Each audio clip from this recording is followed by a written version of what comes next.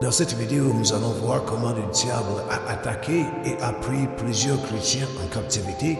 Nous allons également étudier un petit documentaire pour voir la stratégie que le lion utilise pour attaquer sa proie et comment le diable utilise la même stratégie pour prendre plusieurs chrétiens en captivité. Suivez. En ce moment-là, je vais parler de l'Église. Non seulement le corps de Christ en général, mais nos assemblées. Est-ce que vous pensez, par exemple, dans Psaume 133, là, il est bon et agréable que les frères soient ensemble. Est-ce que vous pensez que le fait de venir physiquement à l'église a un rôle, a un effet sur la vie d'un chrétien dans le sens du réveil? Est-ce que venir à l'église peut aider quelqu'un à être toujours éveillé? Est-ce que ne pas venir à l'église peut aussi engendrer ce refroidissement, ce sommeil spirituel? Et c'est quoi les bénéfices de venir à l'église en tant que chrétien? L'église, c'est important, c'est très important. Nous devons nous rassembler et prier notre Dieu. Le jour où le Saint-Esprit était descendu sur la terre, les hommes étaient rassemblés et ils priaient. Et le Saint-Esprit était descendu. C'est là où l'église est née.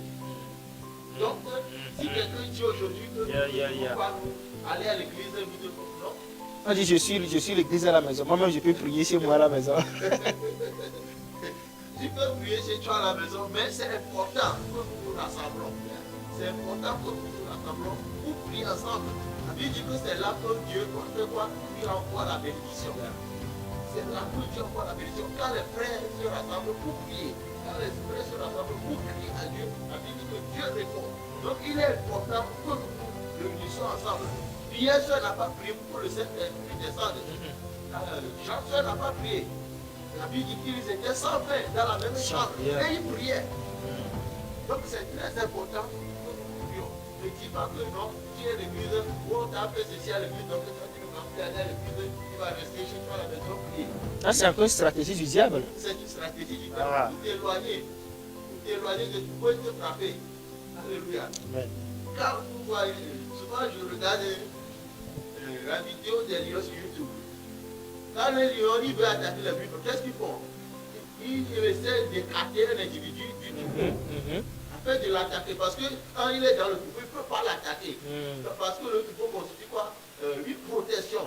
Donc pour attaquer un individu, ils essaient de l'isoler du groupe afin de l'attaquer. Donc tu vois que Satan est en train d'isoler de l'église, sache qu'il a un plan pour toi, un plan de destruction, un plan de mort, un plan de malheur, un plan d'accident pour toi. C'est pourquoi il essaie de t'éloigner de l'église. C'est pourquoi il essaie de t'éloigner des frères. Non, retiens à l'église.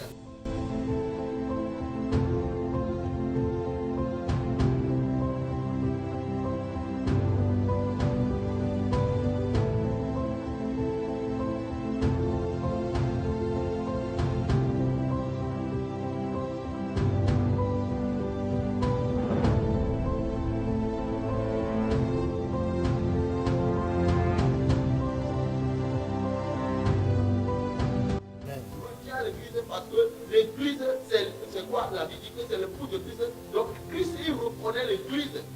Si Christ ne reconnaît pas l'église, l'église n'allait pas exister. Si l'église existe, c'est que Christ reconnaît l'église. Alléluia. Amen. Donc ne reste pas à la maison. Non. Ne reste pas à la maison. Si Satan éloigne, c'est qu'il veut faire quelque chose. Ne lui donne pas l'occasion là. Ne dis pas que tu vas rester à la maison pour prier. Oui, tu vas rester à la maison, tu vas prier. Mais tu as besoin d'être ensemble aussi avec les frères. Cela te donne encore une protection. Une protection. Wow, ça c'est it's powerful. Donc l'isolation, comme l'exemple que vous avez donné, quand les lions isolent un buffle, là maintenant ils peuvent l'attaquer. Aussi longtemps qu'il est dans le troupeau, c'est difficile et même impossible. Wow, c'est la protection. Donc nous constituons le troupeau de Dieu et nous devons rester dans ce troupeau pour être dans cette protection. Sinon le diable, il va t'attaquer. Et c'est pour cela qu'il isole les gens, avec des histoires par ici et par là. Il est malin.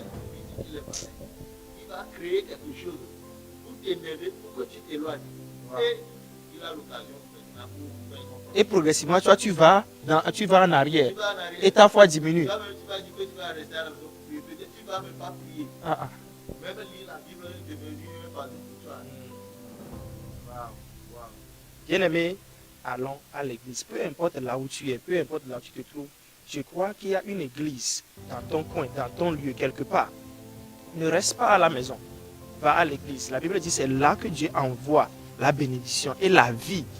Et la vie. Ne sois pas isolé, ne laisse pas. Au commencement, le pasteur avait mentionné, il dit ne donnons pas accès au diable. Ne permettons pas au diable de prendre la place de Dieu. Ça, c'est encore un accès que le diable a dans notre vie, c'est de nous isoler et de nous attaquer.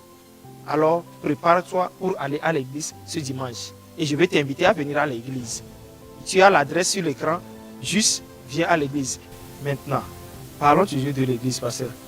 Vous serez au milieu de nous le dimanche, le 25, pour un événement puissant. Je crois que Dieu va agir. Moi, je le sais déjà. Mais quelqu'un qui nous voit, peut-être ne te connaît pas. Il ne t'a jamais vu prêcher. Il ne sait pas qui vous êtes. Maintenant, pasteur, dites-nous qu'est-ce que nous pouvons espérer en ce jour de dimanche. Nous sommes en train de parler de réveil et la parole de Dieu sera là en force. Qu'est-ce que l'on peut espérer pour ce jour-là?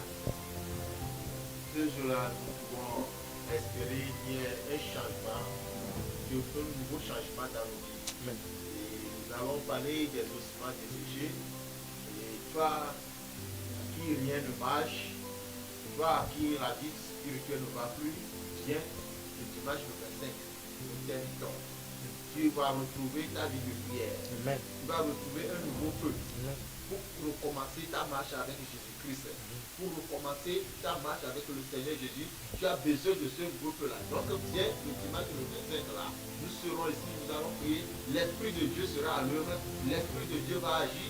L'Esprit de Dieu va redonner vie à tel document desséché. Tout ce qui est mort dans ta vie doit revenir à la vie le dimanche le 25 là. Amen. Donc si tu viens avec une foi, parce que c'est avec la foi avec laquelle tu es venu que Dieu va agir pour toi. Donc quand tu viens avec foi. C'est que tu viens dans la présence de Dieu, tu viens pour qu'il y ait un nouveau départ dans ta vie. Tu viens pour que quoi, tes ossements desséchés reprennent vie. Amen. Que tout ce qui est mort dans ta vie retienne à la vie. Parce que Christ dit qu'il est la vie. Christ est la vie. Donc partout Christ passe, il donne la vie. Christ ne donne jamais la mort. Non, c'est Satan qui donne la mort. Donc le dimanche prochain, Christ sera au milieu de vous. Son esprit sera au milieu de vous. Pour vous donner la vie, pour vous justifier, pour vous donner quoi, un nouveau espoir. Alléluia. Toi qui es désespéré, tu n'as plus d'espoir, tu n'attends pas la mort. Non. Dieu n'a pas un plan de mort pour toi, mais il a un plan de vie pour toi. Donc viens le dimanche, le 27. Pourquoi? Pour rencontrer l'Esprit de Dieu, pour rencontrer la puissance de Dieu, pour rencontrer ce grand Dieu-là qui donne la vie, et tu vas voir qu'il y aura un nouveau changement dans ta vie. Tu vas retrouver ta communion avec Dieu, tu vas retrouver ta vie de prière.